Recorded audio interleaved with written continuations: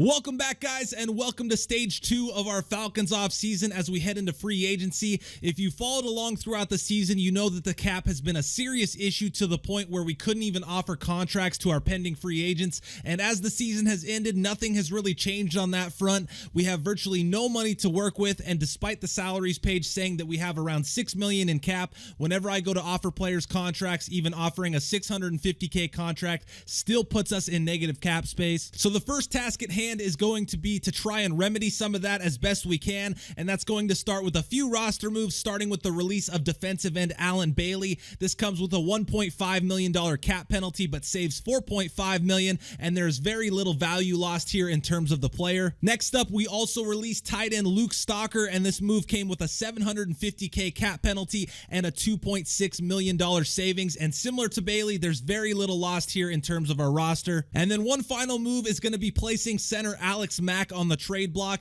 He's another candidate to be cut, but with him being an 85 overall, there's value to be had there, so he's going to remain on the roster for now. And the unfortunate thing about that is that even with the releases of Bailey and Stalker, we still have virtually no cap to work with, and signing any of our pending free agents is going to pretty much undo any of the work that we just did. So with that, we revisit all of the negotiations we tabled over the course of the season, and it's not going to be very exciting as we start with Devondre Campbell, who will be let go and will test free agency. Really would have liked to keep him around, but it's just not worth it to be that cap strapped moving forward. Next up is Vic Beasley, who I actually tried offering a contract to and signing during the season, but am glad that I wasn't able to now. He doesn't really offer much as a defensive end, and moving on from him is definitely something that I would not consider devastating. Following him was wide receiver Justin Hardy, and again here, it would have been nice to keep him around, especially with Mohamed Sanu getting older, but with our situation, it's just not really a luxury that I can afford, so the decision basically is made for me, and negotiations were again withdrawn. Then we had a trio of DBs, starting with Keon Crossan, who we picked up during the season, and I had anticipated him factoring into things in the future, but when I was looking at my roster, I realized that I already had 5 corners under contract, so spending more for what would ultimately be a dime back wasn't really worth it. Same story for Jalen Myrick, who I started using as a kick returner at the end of the year, but just not enough of a contributor to warrant a second thought here. Then we have JJ Wilcox at strong safety, who spent the entirety of the year on injured reserve, and I actually looked into keeping him, but ultimately decided to let him walk. And then starting to wrap up here with Kamal Ishmael, who was also let go as we already have Keanu Neal entrenched at strong safety, and finding a backup of similar quality and for a cheaper price is something I will definitely be looking to do. And then lastly, breaking news, we have an actual offer made, but it was a complete low ball for Wes Schweitzer. I took a shot at keeping him around because with Alex Mack on his way out, he gives me a not truly terrible option at center, but instead we'll be looking to fill that hole in either free agency or the draft. But without further ado, I present to you the 2020 free agent draft class, and there's a lot of good players here, and it's a list riddled with former Chiefs, starting at the top with Tyreek Hill, Kareem Hunt, and Kendall Fuller. Unfortunately, once again with our cap situation, we're not going to be a destination for any of those players, but I'm going to run down the list as I talk about what I'm looking for in free agency, which is basically cheap players that fill the current holes on our roster. I'll tell you right now that there's not going to be any splash signings, and basically I'm looking for guys that kind of shore up the numbers at positions rather than looking for brand new starters, because that's just not what I'm in the market for at this point. I will be active, but I have to be really careful with where I spend my money and how much is being spent, because I absolutely do not want to be in the same position next off season. And with that being the case, I had to skip the first stage of free agency to put Alex Mack on the trade block, and as stage 2 started, I received no offers, so I took to searching for a trade partner myself and eventually came to a deal with the Baltimore Ravens. Along with Alex Mack, I sent my 5th rounder this year to the Ravens for their 2nd and 4th rounders this year, which are both 1 pick behind mine. So next video when we draft, we'll be picking back-to-back in both the 2nd and 4th rounds. And with the added cap flexibility, we move on to our free agent class that starts with Alex Mack's replacement in 35-year-old center Ryan Khalil. He's not great and a definite downgrade from Mack, but he's far better than what we currently have under contract in 55 overall Chandler Miller, and he provides a short-term solution that comes at a cost of only $2.2 million with a $600 $250K bonus and basically gives us a bridge to next year where we can revisit another solution. Our next signing was linebacker Stephon Anthony, who joins the squad on another one-year deal worth $1.62 million with a $470K bonus. He currently slots into a backup behind Foyesade Oluokun at right outside linebacker. With Devontre Campbell gone, I wanted to get something that put me in a position where I didn't necessarily have to draft somebody at right outside linebacker, but it's still going to be a spot that we look at in the draft for sure. Similar story for our next signing in strong safety Zedrick Woods, who joins the Falcons on a 2-year, $1.1 million deal with no guaranteed money. Really a no-risk signing here that provides the same sort of thing where if I don't see anything in the draft, I can easily pass and have a backup for the year behind Keanu Neal. But if I do find something, then he can be cut without any consequence or moved to the practice squad. Following Woods, we locked up a deal with another linebacker in former 49er Elijah Lee, who signs a 2-year, $4.2 million deal with a $700K bonus.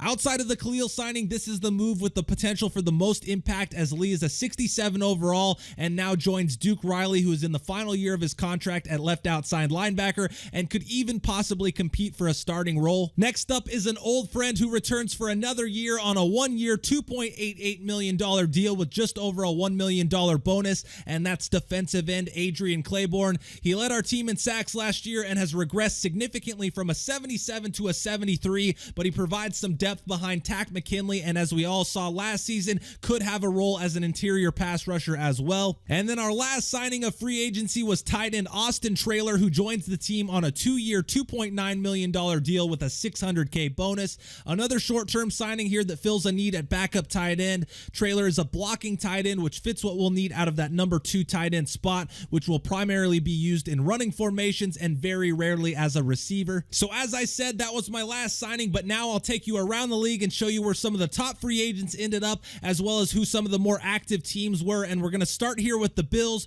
who made a huge splash in free agency to help out Josh Allen with the signing of Tyreek Hill, who signed a 4-year, $74.7 million deal with a $32.4 million bonus. The Cheetah becomes far and away their top receiver as he joins a unit that features Cole Beasley, Zay Jones, and fellow free agent signing Dez Bryant. And reuniting with him in Buffalo is going to be running back Kareem Hunt, who signs on as the Bills' top running back with a 5-year deal worth $44.4 million, giving the Bills 2 90-plus overall playmakers on offense. And as if Hunt wasn't enough on his own, the Bills also went out and signed running back Derrick Henry to a 5-year, $37 million deal. So Buffalo going all in offensively as they search for their first AFC East title since 1995. But it wasn't all offense for the Bills, as they also plucked defensive end and pass rush specialist Yannick Ngakoue from the Jaguars with a 3-year, $29.6 million deal to bolster the Buffalo front seven that already features Shaq Lawson, Jerry Hughes, and Ed Oliver Jr. And maybe some reactionary moves came from the Miami Dolphins, who also made a big splash in free agency that started with the class's top cornerback in Kendall Fuller. The former Redskin and Chief signed a 4-year, $69 million deal and joins Xavier Howard and fellow free agent signing Jason Verrett to form a cornerback trio made up of all 80-plus overall talent. And joining him on the back end will be yet another former Chief, as Eric Berry signs a 3-year, $22 million deal to become the Dolphins' starting strong safety. Berry stays in Florida after spending the year in Jacksonville, where he had 78 tackles, 1.5 sacks, and 1 interception for the Jaguars. With the back end covered, the Dolphins then targeted a pass rusher and picked up former Browns and Chiefs defensive end Emmanuel Ogbah. Ogbah joins the Miami defense on a 2-year deal worth just over $12 million and slots into the starting left end role on a very suspect front seven. And then on the offensive side, the Dolphins also pick up a target for quarterback Josh Rosen, signing tight end Eric Ebron to a 4-year deal worth $28 million with a $10.4 million bonus. With the signing, Ebron becomes the highest overall player at a skill position on the Miami offense. From the AFC East to the NFC West, the Seahawks were also big players in free agency and picked up a pair of defensive backs, starting with Mike Hilton, who signs a 3-year deal worth just over $30 million. Hilton joins an overhauled cornerback group for Seattle that features incumbents Shaq Griffin and Trey Flowers and fellow free agent newcomers Janoris Jenkins and Vernon Hargraves. Joining him in Seattle will be strong safety HaHa Clinton Dix, who also signs a 3-year deal at just under $6 million per year. The former Alabama safety spent the past year in Chicago and had 74 tackles, but for the first time in his career did not come away with an interception. Offensively, the Seahawks give Russell Wilson a shiny new toy as Hunter Henry comes over from the Chargers on a 4-year deal. deal. Henry joins Tyler Lockett and Chris Carson to give the Seahawks an 87+ overall at all three skill positions as they look to bounce back from a disappointing 8-8 season. And in the first part of Where Are They Now, the Seahawks also signed former Falcon Vic Beasley Jr. to a 2-year deal worth $10.4 million. Beasley slots into a starting role at left end and will hopefully provide them with as little pass rush as he did for us this past season. The New York Giants went out and snatched away a division rival as they signed wide receiver Nelson Agholor away from the Eagles.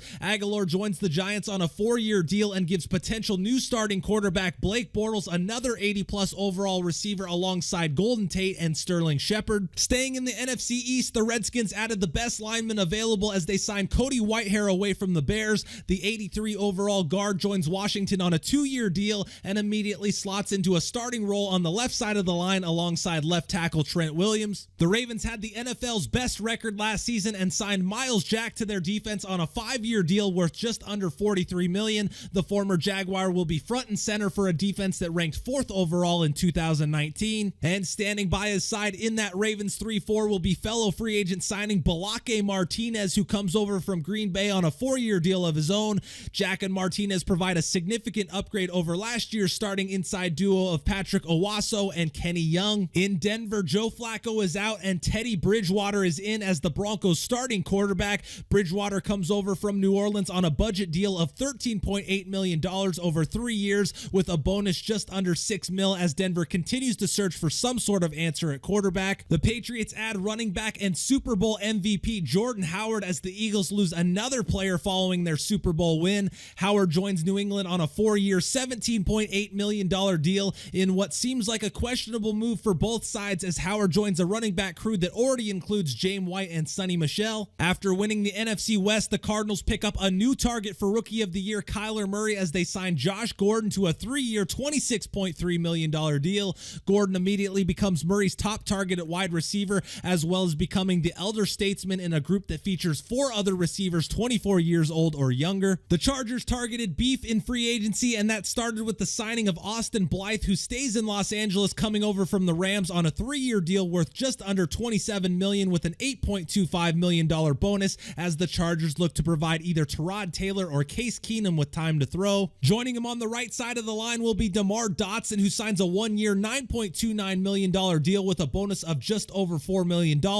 And at 34 years of age, the former Buccaneer right tackle provides the Chargers with a serviceable stopgap for the upcoming 2020 season. In Houston, the Texans signed defensive end Eric Armstead away from the 49ers on a 2-year deal worth just over $12 million. The former first-rounder out of Oregon is coming off a year where he had a career-high 3.5 sacks in San Francisco. And wrapping up with a look at a couple of our division rivals, the Bucs signed away 2 defensive backs from the Super Bowl champion Eagles, starting with free safety Rodney McLeod. He signs a 2-year deal worth $9.68 million after an 80-tackle season where he also had 2 interceptions. Joining him in the secondary will be cornerback Ronald Darby, who signs a 3-year, $37.7 million deal to become the Buccaneers' top cornerback alongside Sean Murphy-Bunting as the Buccaneers look for answers to stop our vaunted Falcons passing attack. Then on the offensive side, the Buccaneers add Willie Snead, who returns to the NFC South on a 3-year deal after spending the previous 2 seasons in Baltimore. Snead joins a receiving group that features 82 overall Chris Godwin and superstar X-Factor Mike Evans. And then you saw earlier, Teddy Bridgewater is a Bronco. Drew Brees has retired, so the Saints' new starting quarterback is Jacoby Brissett, who comes over from the Colts. Brissett signs a 3-year, $11.9 million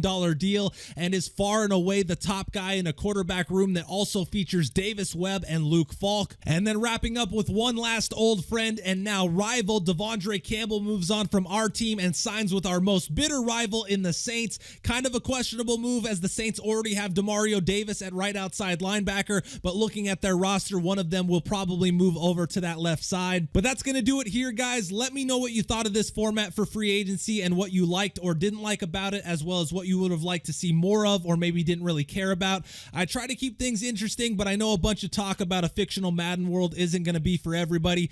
But I hope you enjoyed the video and what you saw here. The draft is up next and will be similar to this, where I'll go over the thought process behind my picks and then show you where some of the other top picks landed. Hope you guys have a great rest of your day, and as always,